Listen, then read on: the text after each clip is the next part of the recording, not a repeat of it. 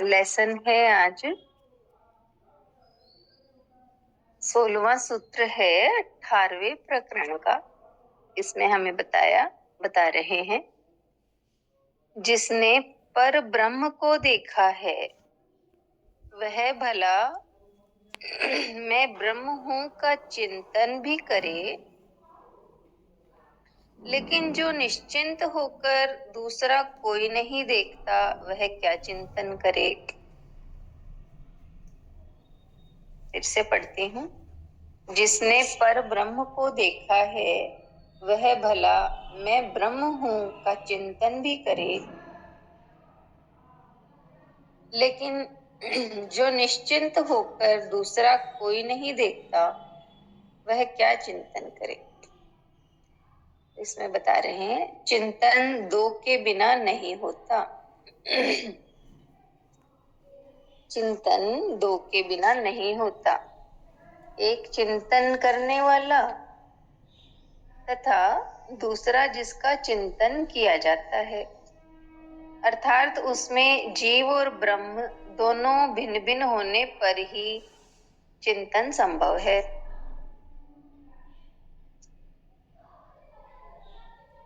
अज्ञानी ही अपने को उस पर ब्रह्म से भिन्न जीव मात्र समझता है, इसलिए वह उस ब्रह्म का चिंतन करता है। क्योंकि उसने ब्रह्म को देखा है तो देखने वाला उस ब्रह्म से भिन्न है, तभी वह देखता है। यह स्थिति पूर्ण ज्ञान से पूर्व की है, जिसमें मन को उस ब्रह्म का आभास मात्र होता है। उसमें द्वैत बना रहता है। इस स्थिति में वह मैं ब्रह्म हूं का चिंतन भी करता है, किंतु उसमें मैं और ब्रह्म दोनों की स्थिति रहती है। मैं और ब्रह्म दोनों की उपस्थिति रहती है। पूर्ण ज्ञान की अवस्था में यह मैं जो अहंकार मात्र है मिट जाता है, तब केवल ब्रह्म ही शेष रह जाता है। अष्टावक्र कहते हैं कि पूर्ण ज्ञान की स्थिति में जीव और ब्रह्म का भेद ही मिट जाता है, दोनों एक हो जाते हैं। अहंकार के कारण ही मैं का ब्रह्म से भिन्न अस्तित्व ज्ञात हो रहा था, वह मिट जाता है, तो सर्वत्र एक ही ब्रह्म की अनुभूति होती है। फिर कौन किसका चिंतन करे।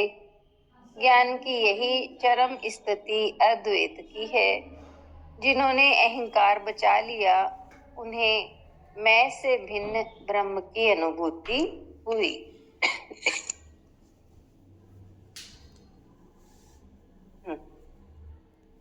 हाँ, इतना ही है लेसन। हमें बताया है इसमें कि जिसने पर ब्रह्म को देखा है वो अगर मैं ब्रह्म हूं का चिंतन करे, लेकिन जो ज्ञानी है वो जिसने जान लिया कि मुझ में और ब्रह्म में कोई अंतर नहीं, एक ही है, जीव और ब्रह्म का भेद मिट गया, तो फिर वो किसका चिंतन करे। यानी चिंतन कहा ना कि दो में होता है, दो के बिना चिंतन नहीं होता। एक तो चिंतन करने वाला और दूसरा जिसका चिंतन किया जाता है। तो जब हम जीव और ब्रह्म को अलग अलग अभी देखते हैं अलग अलग, तब तक चिंतन मनुष्य करता है। और अज्ञानी है वो ही अपने को ब्रह्म से अलग मानता है, इसलिए ब्रह्म का चिंतन करता है।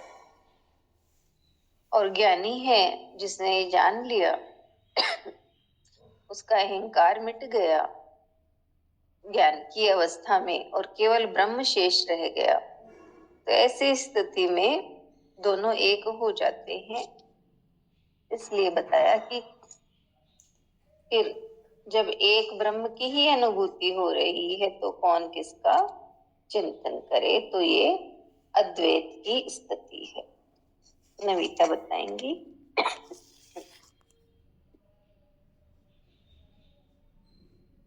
हरिओम पूजा। हाँ, हरिओम। आज के सूत्र में यही बताया कि जीव और ज्ञानी, मतलब जिसने अभी तक जाना नहीं है, तो कहा कि वो ये भी बोलता है मैं ब्रह्म हूँ। तो मैं ब्रह्म हूँ, वहां पे भी दो चीज है कि मैं और ब्रह्म। तो यहाँ पे यही बताया कि जब तक मैं भी बचा हुआ है तब तक वो ज्ञान, पूर्ण ज्ञान की स्थिति में नहीं है। ये पूर्व ज्ञान के पूर्व की स्थिति बोल सकते हैं इसको, जहाँ की मन को थोड़ा आभास होता है कि वो ब्रह्म की झलक मिलती है। तो स्पष्ट करते हुए बताया कि जब तक हम चिंतन भी कर रहे हैं परमात्मा का, यानी कि हम उसको अलग समझ रहे हैं इसलिए चिंतन कर रहे हैं। तो चिंतन किसका, चिंतन कब होता है? तो यही कहा ना कि एक चिंतन करने वाला होता है उसमें, और एक जिसका चिंतन किया जाता है वो होता है, इसलिए चिंतन करते हैं हम। तो स्पष्ट रूप से यही बताया इसमें कि जब तक हमें ज्ञान नहीं होता, यानी अज्ञानी होते हैं, तब तक हम अलग अलग समझते हैं, और अलग अलग समझ के ही हम ब्रह्म का चिंतन करते हैं, उस परमात्मा का चिंतन करते हैं। और जब अहंकार गिर जाता है, ऐसी पूर्ण ज्ञान की अवस्था आती है, तो जब मैं जो है वो अहंकार मिट जाता है, केवल वहां ब्रह्म ही शेष रह जाता है, यानी द्वैत का भाव मिट के अद्वैत में आ जाता है। तो फिर जीव और ब्रह्म का भेद मिट जाने की वजह से केवल ब्रह्म ही रह जाता है। तो वहां पे ये कहा कि ये परम स्थिति है ज्ञान की, कि ये अद्वैत की परम स्थिति है, और ये बहुत रेयर लोगों को होता है, मतलब बहुत रेयर ज्ञानियों को इसका अनुभव होता है। और जिसका अहंकार बच गया, यानी जिसने अपना अहंकार बचा लिया, तो वो मैं से भिन्न ब्रह्म की अनुभूति करता है, कि उसको ऐसे लगता है कि हाँ मैंने भगवान के दर्शन किए, भगवान के मुझे दर्शन हुए, तो वो वैसे भगवान की अनुभूति करता है। लेकिन जब ये अहंकार बचता ही नहीं है, मिट जाता है, तो केवल परमात्मा ही रह जाता है।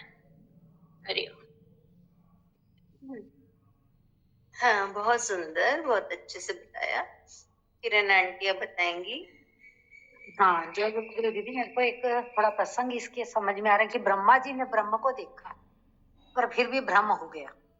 तो ये कहा यही ना कि जिसने ब्रह्म को देखा है और वो सोचता है मैं ब्रह्म हूं, और उसका चिंतन करता है, ब्रह्म हूं नहीं, वो उसका चिंतन कर रहा है, क्योंकि उसने उसको देखा है तो चिंतन तो करेगा ही। परंतु यहाँ अभी द्वैत है, अद्वैत नहीं है, ब्रह्म अलग है, मैं अलग हूँ। इसलिए ब्रह्मा जी को भ्रम हो गया ना, उन ग्वाल बालों में उन्होंने उस ब्रह्म को देखा ही नहीं। ये ब्रह्म कैसे हो सकता है जो सबका जूठा खा रहा है, और इसी वशीभूतों की वो इतनी बड़ी गलती कर बैठे। तो ये कहते हैं कि ब्रह्म को देखने के बाद भी तुम ब्रह्म का चिंतन कर सकते हो, परंतु ब्रह्म बन नहीं पाए, क्योंकि तुमने उसके साथ अद्वैत का तार नहीं जोड़ा। और जो ज्ञानी होता है, जिसको आत्म भाव में जो स्थित हो गया, अब उसके लिए कोई चीज भी अलग नहीं है, सब कुछ एक है। तो जहां द्वैत मिटा तो सारे भेद ही मिट गए। भेद है तब तक भ्रम बन सकता है, और तभी उसका चिंतन कुछ करना बाकी तभी है ना, जब द्वैत है। करना चिंतन करना, तो उसके लिए तो चिंतन भी शेष नहीं है, क्योंकि वो मैं खुद ही तो हूँ। रामकृष्ण परमहंस माँ के साथ कैसे कैसे क्रियाकलाप चलते थे उनके, और शुरू में भी कह दिया था कि या तो एक दिन में 4 बार भी आरती हो सकती है, या 4 दिन भी नहीं हो सकती। तो जब भाव आएगा, जब माँ मुझे स्वीकार करेगी, तो माँ से अपने आप को फिर बाद में उन्होंने अलग समझा ही नहीं। माँ ही हूं मैं। जब मेरा भाव बना, मैंने उतार ली अपनी ही आरती, अपनी कोई माला पहनानी, अपनी कोई भोग लगाना, तो है वो आत्मज्ञान। तो यही कहा कि जब तक आत्मज्ञान नहीं होता है तब तक द्वैत की अवस्था रहती है। भले उसका चिंतन करे वो, पर फिर भी अपने आप को उससे अलग समझता है, और इस कारण से उसका एक अहंकार तो अभी खड़ा ही है। शुद्ध सात्विक अहंकार नहीं है, अभी मैंपना है कि मैं भगवान का चिंतन कर रहा हूं, मैं पूजा कर रहा हूं, मैं पाठ कर रहा हूं, मैं साधना कर रहा हूं। पर किसकी साधना करेगा? मैं ही तो हूं। तो फिर साधना करनी बाकी नहीं रही।